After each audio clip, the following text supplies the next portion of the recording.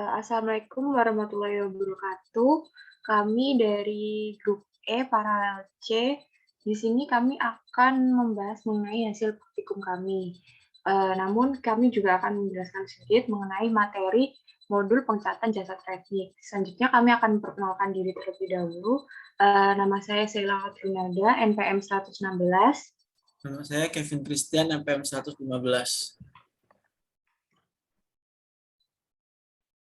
Nah, di sini mikroorganisme yang ada di alam ini mempunyai morfologi, struktur, dan sifat-sifat yang khas.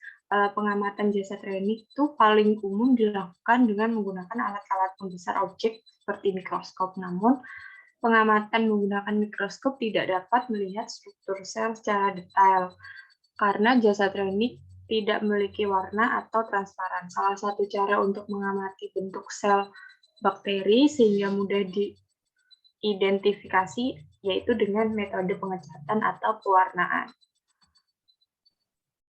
Selanjutnya, dari prinsip dasar pewarnaan jasa teknik, itu karena ada ikatan ion antara komponen seluler dari bakteri dengan senyawa aktif dari pewarnaan yang disebut kromogen. Terjadi ikatan ion ini karena daya muatan listrik baik pada komponen seluler maupun pada pewarnaan. Berdasarkan daya muatan ini, maka dapat dibedakan pewarna asam dan juga pewarna basa. Nah, jadi tujuan dari pengecatan jasa teknik ini yaitu yang pertama adalah mempermudah melihat bentuk jasad, baik bakteri, ragi, ataupun fungsi. Yang kedua, memperjelas ukuran dan bentuk jasad teknik tersebut. Yang ketiga, melihat struktur luar dan kalau memungkinkan juga struktur dalam si jasad teknik ini. Dan yang terakhir yaitu melihat reaksi jasa teknik terhadap pewarnaan yang diberikan sehingga sifat-sifat fisik dan kimia yang ada akan dapat diketahui. Selanjutnya ada macam-macam dari pewarnaan jasa teknik. Pertama ada pewarnaan sederhana, di mana pewarnaan ini menggunakan pewarna tunggal seperti methylene blue, basic fusin, dan crystal violet. Semua pewarna tersebut dapat bekerja dengan baik pada bakteri karena bersifat basa dan alkalin. Kemudian ada pewarna gram, yaitu metode empiris untuk membedakan spesies bakteri menjadi dua kelompok besar, gram positif dan gram negatif, yang berdasarkan pada sifat kimia dan fisik dinding sel mereka. Tiga, ada pewarna negatif, yaitu pewarnaan dengan menggunakan pewarna asam seperti negrosin, eosin, atau tinta India sebagai pewarna utama. Tujuannya untuk memberi warna gelap pada latar belakang dan tidak memberi warna pada sel bakteri. Selanjutnya ada pewarnaan Ziel-Nielsen, di mana pada pewarnaan ini bakteri tan asam akan berwarna merah karena dia menyerap pewarna karbonfosin yang dipanaskan. Hal ini dikarenakan dinding sel bakteri memiliki banyak lemak, akan membuka sehingga pewarna dapat terserap. Selanjutnya di sini ada perbedaan bakteri gram positif dan bakteri gram negatif.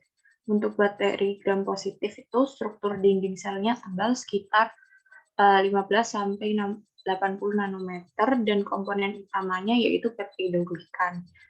Kandungan lipid di bakteri gram positif ini cenderung rendah yaitu sekitar 1 sampai 4%.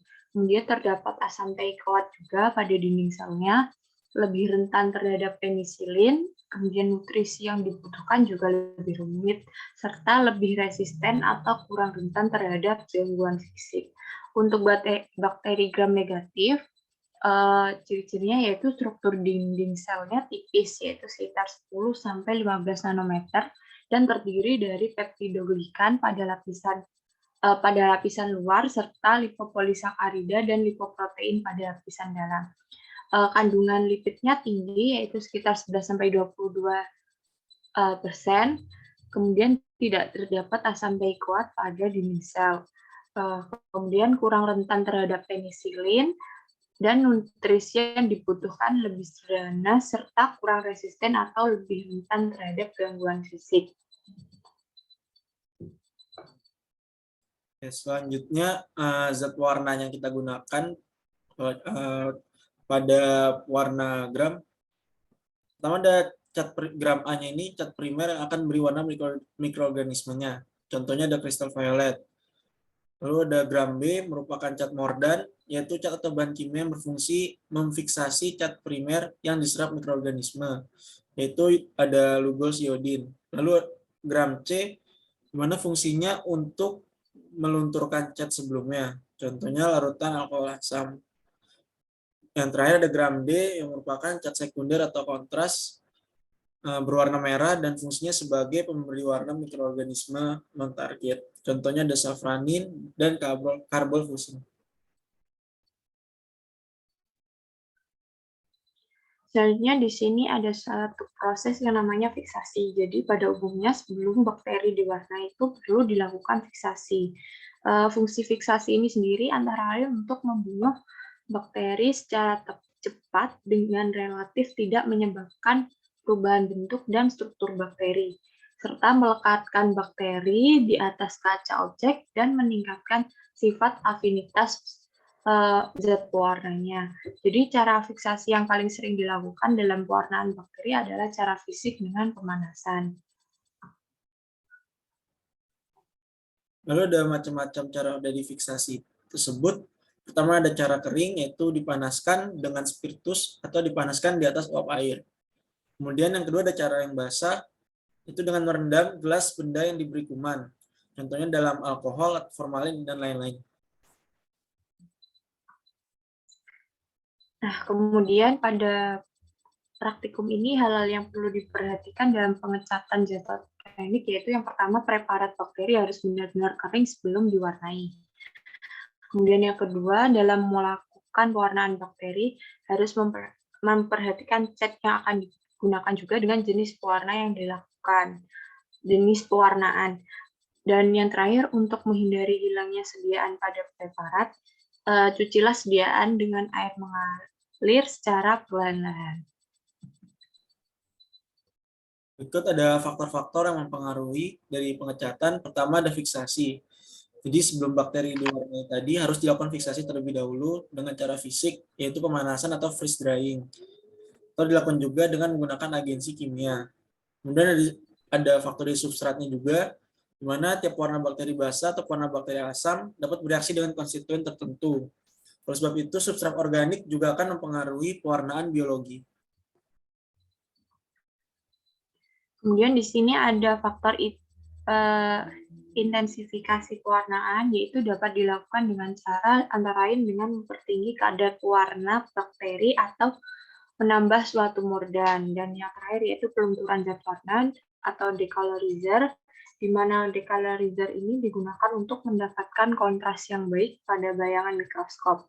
Pada umumnya sel-sel yang sukar untuk dipewarna bakteri akan lebih sukar untuk didekolorisasi. Sebaliknya, sel-sel yang mudah diwarna akan lebih mudah didekolorisasi.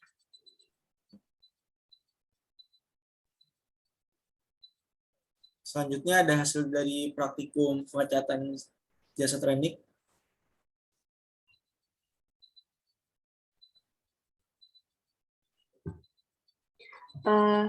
Pada percobaan pengecatan jasa teknik ini, mikroorganisme atau jasa teknik yang digunakan adalah yeast.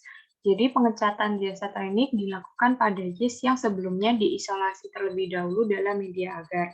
Proses pengecatan dilakukan dengan 3 metode yang berbeda, yaitu metode pewarnaan sederhana, pewarnaan gram, dan pewarnaan Nielsen. Pengamatan secara mikroskopis ini dilakukan dengan menggunakan mikroskop dengan perbesaran lensa okular dan lensa objektif 10 kali 40.